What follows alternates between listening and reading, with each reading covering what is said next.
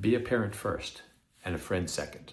I'm Dr. Adam Millman. Thank you very much for watching. I wanted to relate to you all a very sad story that I recently heard from one of my long-term patients. She told me about her 11-year-old granddaughter who had recently tried to kill herself.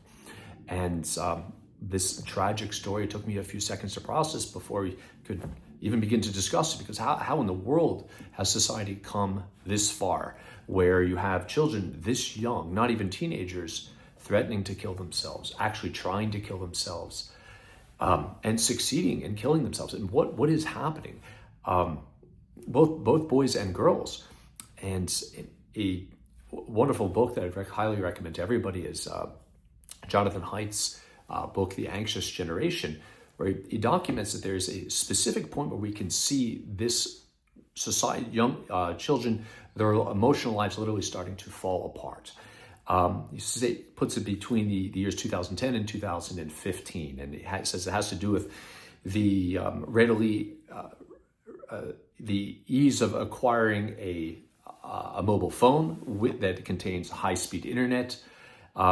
Then in that same time period, the advent of the front-facing camera, the Facebook acquisition of Instagram, and the ability to either click up or click down on what other people put up there.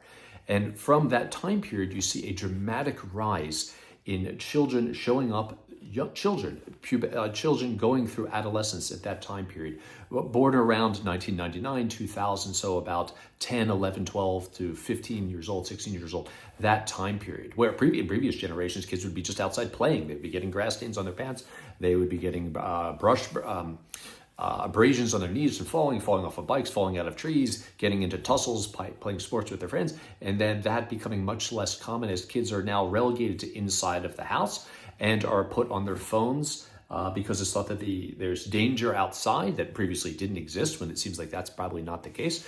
Children are now inside of the house to save them from presumably predators, sexual predators outside, but what they find is what's on the phones are actually more dangerous. So in that time period, 2010 to 2015, this generation, the first of its kind, where most of the childhood, as Dr. Haidt said, is an online-based childhood, as opposed to a play-based childhood, where they're on their phones most hours of the day. And in that time period, you see a dramatic increase in the incidence of children ending up in the hospital with feelings of isolation, feelings of being alone, with no hope, threatening to hurt themselves, threatening to kill themselves, and actually killing themselves.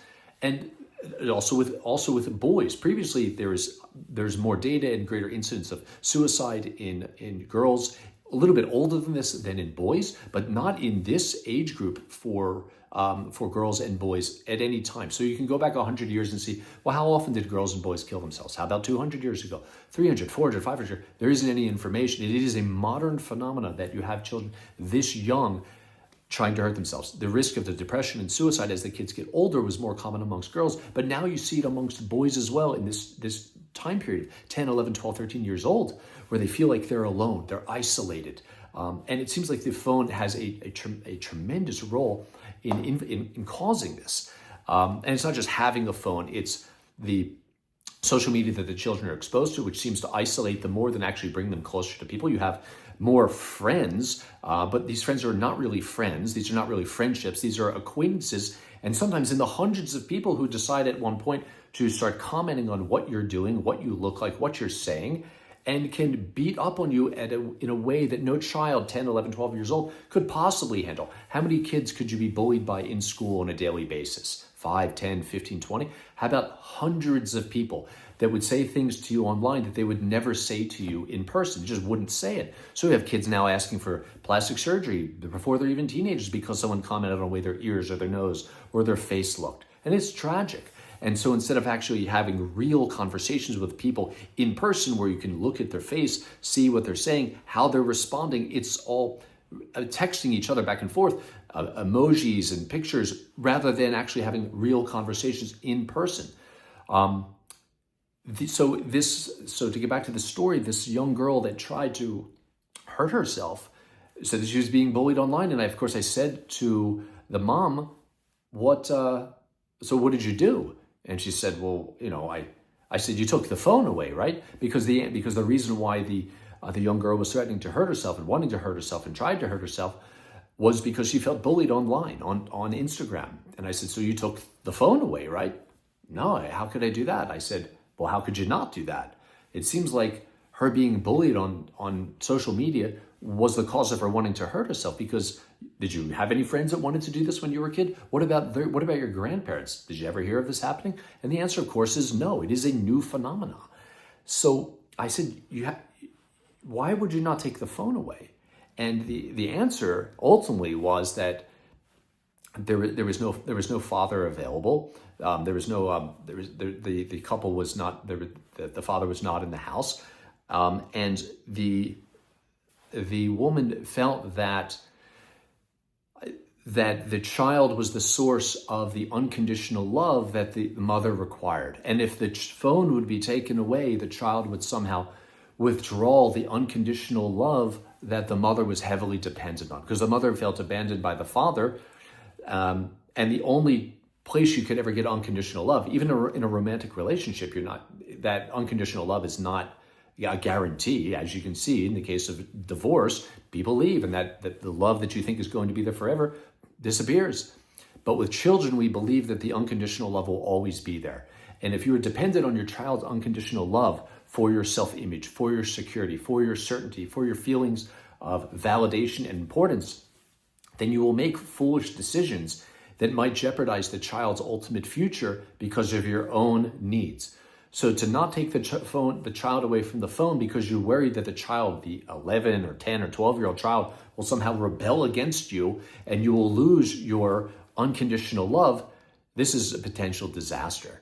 Because the reason for the child's emotional insecurity and the frequent emotional trauma that the kids experience on various forms of social media, their feelings of isolation and loss of hope, it comes from what they're viewing there, other people's lives, their photographs, their videos, their beautiful pictures that are probably don't really reflect reality, and how their life doesn't look the way it does in someone else's pictures and videos and posts. And then the comments that people can make to you about what you're doing, what you're saying, videos and pictures, and really beat up on you. That can be a source of isolation that we've never had to deal with before, because we used to be out in communities, going to churches and synagogues and mosques and temples, and we'd be in school and we'd be playing sports outside. But now you're not, you're inside, you're isolated from people, a normal social support system that was beneficial for generations and generations all throughout society. And now all of a sudden it seems to be disappearing. So I said, whatever short-term problem you'll have with the kid's anger by you taking away the phone, after a period of weeks, you will see that a different child emerge, a child that is not literally going through withdrawal when she is not looking at her phone because she's worried she's going to miss something that ultimately is not even important. Notifications about posts, notifications about people's comments on other people's posts, notifications about comments of people's posts upon posts upon posts. And it's ridiculous. It's stuff that is not essential, it is not urgent, it is not an emergency, but causes the kids to have the sense that they have to be connected to it, they have to be thinking about it all day. And it doesn't lead to a happier life, it leads to more insecurity, a more loss of hope, a sense of isolation and depression. And the evidence is pretty clear from 2010 to 2015. This is now what happened. Because previously you could just put a picture of yourself, but people couldn't comment on it. And before that, you could only take a picture of other people. You I guess you could kind of take a picture of yourself, but it wasn't a front-facing camera. And the phones that you had slow internet connection, or they had no internet connection. And there was no Facebook.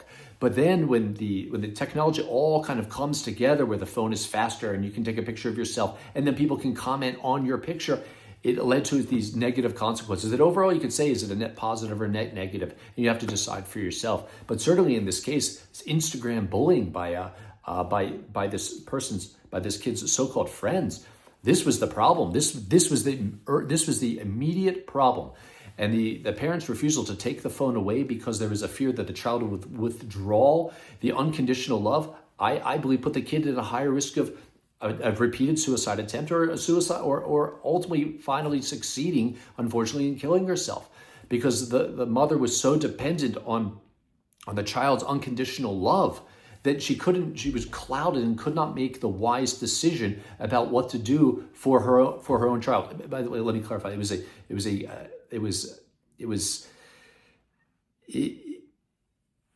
it was a poor decision, I believe, on my part. Although I'm not in that situation. My children do not have phones, so I'm not. But I'd like to think that if this was the perceived cause with good evidence of a suicide attempt because of isolation, because of bullying on Instagram, I would like to think that I would not be so dependent on my child's unconditional love. Even if I was divorced, that I would make this terrible decision to allow the child to still have the phone, thinking that some good will come of it. So the lesson of the story is, do not be entirely dependent on your children for unconditional love. That cannot be the most important thing in your life.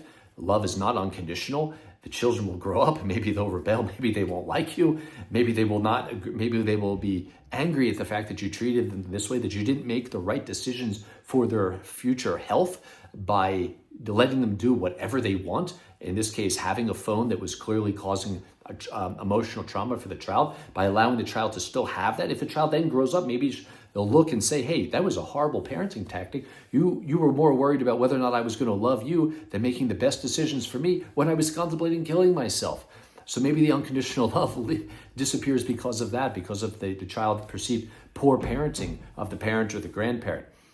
And then in the case of this young child, this is the effect on the child was so devastating. You have to make the wise decision. You are a parent first and a friend second. Ultimately, you have to make the decisions, even if they're difficult for the child, that are going to enable your child to flourish and be accepted in society. And sometimes that means you have to make difficult decisions. And if that means taking away the phone, even though the child threatens to yell and scream, and even if they do yell and scream, for the child's literal health and their life, that might be the wise decision. Don't be so dependent on a child's unconditional love for your emotional security. Be a parent first. Make the wise decision. You cannot allow a child to continue to have a phone when the phone is the source of their suicidal ideation. It's just it's madness to me. And I did relate this to the parent, and hopefully the parent did get the message that you have to make difficult decisions when you have your child's best interest in mind, not your own emotional insecurities and whether or not the child is going to be upset with me, and maybe they yell and maybe they'll scream and then maybe they'll rebel against me. I'm talking to 10, 11, 12-year-old children here. What are they going to do? Make the wise decision, be a parent first and a friend second for the child's own emotional health and future. Thank you very much for watching.